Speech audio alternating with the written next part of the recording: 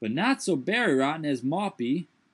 Maw venture out little way pon de limb by myself, dat's true." "By yourself? What do you mean?" "Why, I mean de bug. 'Tis berry hebby bug. S'pose I drop him down fuss, and den de limb won't break wid just the weight of one nigger." "You infernal scoundrel!" cried Legrand, apparently much relieved. "What do you mean by telling me such nonsense as that? As sure as you drop that beetle, I'll break your neck. Look here, Jupiter, do you hear me?" "Yes, massa. Needn't holler at poor nigger dat style." "Well, now listen. If you will venture out on the limb as far as you think safe, and not let go the beetle, I'll make you a present of $1 as soon as you get down." "I'm gwine, Massa Will, 'deed I is," replied the negro very promptly. "Mos out to the end now." "Out to the end!" here fairly screamed Legrand. "Do you say you are out to the end of that limb?" "Soon be to de end, massa." "Ooh! Lor gol a mercy! What is dis here pon de tree?" "Well!" cried Legrand, highly delighted, "what is it?" "Why, 'tain't nuffin but a skull. Somebody ben lef him head up de tree, and de crows done gobble ebery bit ob de meat off." "A skull, you say? Very well. How is it fastened to the limb? What holds it on?" "Sure nuff, massa. Mus look. Why, dis berry curious sarcumstance, pon my word. Dere's a great big nail in de skull, what fastens ob it on to de tree." "Well now, Jupiter, do exactly as I tell you. Do you hear?" "Yes, massa." "Pay attention then. Find the left eye of the skull." "Ho! Dat's good. Why, dey ain't no left eye at all." "Curse your stupidity! Do you know your right hand from your left?" "Yes, I knows dat. Knows all about dat. 'Tis my left hand what I chops de wood with." "To be sure. You are left-handed, and your left eye is on the same side as your left hand. Now, I suppose you can find the left eye of the skull, or the place where the left eye has been. Have you found it?" Here was a long pause. At length the negro asked, "Is de left eye of de skull pon de same side as de left hand of de skull too? Cause de skull ain't got not a bit of a hand at all. Nebber mind, I got de left eye now. Here de left eye. What must do with it?" "Let the beetle drop through it, as far as the string will reach, but be careful and not let go your hold of the string." "All dat done, Massa Will. Mighty easy ting for to put de bug through de hole. Look out for him dare below." During this colloquy, no portion of Jupiter's person could be seen, but the beetle, which he had suffered to descend, was now visible at the end of the string, and glistened, like a globe of burnished gold, in the last rays of the setting sun, some of which still faintly illuminated the eminence upon which we stood. The scarabaeus hung quite clear of any branches, and, if allowed to fall, would have fallen at our feet. Legrand immediately took the scythe, and cleared with it a circular space, 3 or 4 yards in diameter, just beneath the insect, and having accomplished this, ordered Jupiter to let go the string and come down from the tree. Driving a peg, with great nicety, into the ground, at the precise spot where the beetle fell, my friend now produced from his pocket a tape measure. Fastening one end of this at that point of the trunk of the tree which was nearest the peg, he unrolled it till it reached the peg, and thence further unrolled it, in the direction already established by the 2 points of the tree and the peg, for the distance of 50 feet, Jupiter clearing away the brambles with the scythe. At the spot thus attained a second peg was driven, and about this, as a center, a rude circle, about 4 feet in diameter, described. Taking now a spade himself, and giving one to Jupiter and one to me, Legrand begged us to set about digging as quickly as possible.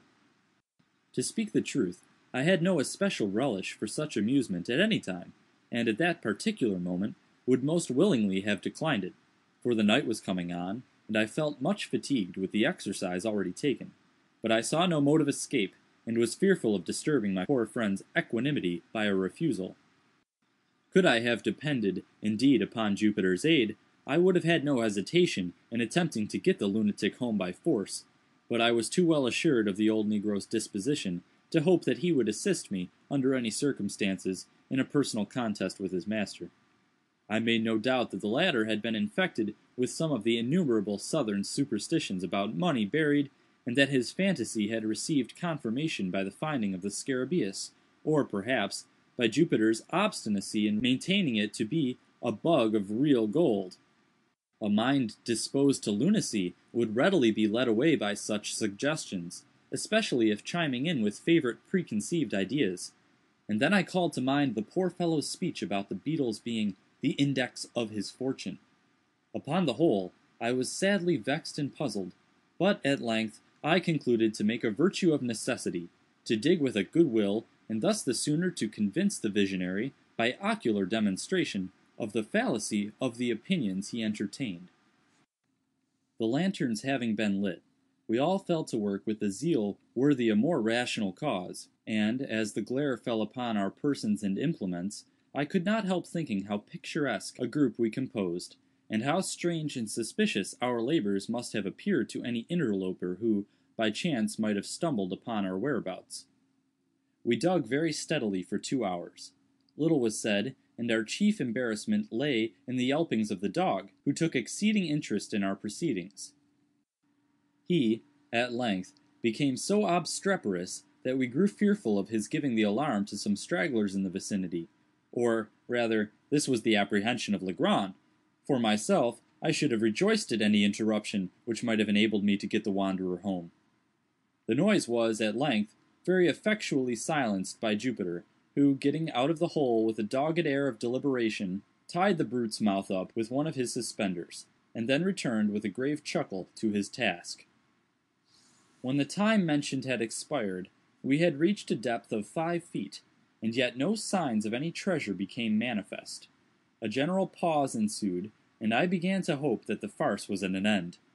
Legrand, however, although evidently much disconcerted, wiped his brow thoughtfully and recommenced. We had excavated the entire circle of 4 feet diameter, and now we slightly enlarged the limit, and went to the farther depth of 2 feet. Still nothing appeared. The gold-seeker, whom I sincerely pitied, at length clambered from the pit, with the bitterest disappointment imprinted upon every feature, and proceeded, slowly and reluctantly, to put on his coat, which he had thrown off at the beginning of his labor. In the meantime I made no remark. Jupiter, at a signal from his master, began to gather up his tools. This done, and the dog having been unmuzzled, we turned in profound silence toward home. We had taken, perhaps, a dozen steps in this direction, when, with a loud oath, Legrand strode up to Jupiter and seized him by the collar. The astonished negro opened his eyes and mouth to the fullest extent, let fall the spades, and fell upon his knees. "You scoundrel!" said Legrand, hissing out the syllables from between his clenched teeth. "You infernal black villain! Speak, I tell you! Answer me this instant without prevarication. Which is your left eye?" "Oh my golly, Massa Will! Ain't dis here my left eye for certain?" roared the terrified Jupiter, placing his hand upon his right organ of vision, and holding it there with a desperate pertinacity, as if in immediate dread of his master's attempt at a gouge. "I thought so! I knew it! Hurrah!" vociferated Legrand, letting the negro go, and executing a series of curvets and caracols, much to the astonishment of his valet, who, arising from his knees, looked mutely from his master to myself, and then from myself to his master. "Come, we must go back," said the latter. "The game's not up yet," and he again led the way to the tulip tree. "Jupiter," said he, when we reached its foot, "come here. Was the skull nailed to the limb with the face outward, or with the face to the limb?"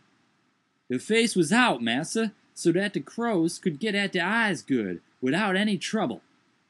"Well, then, was it this eye or that through which you dropped the beetle?" Here Legrand touched each of Jupiter's eyes. "'Twas dis eye, massa, de lef eye, just as you tell me." And here it was his right eye that the negro indicated. "That will do. We must try it again." Here my friend, about whose madness I now saw, or fancied that I saw, certain indications of method, removed the peg which marked the spot where the beetle fell, to a spot about 3 inches to the westward of its former position. Taking now the tape measure from the nearest point of the trunk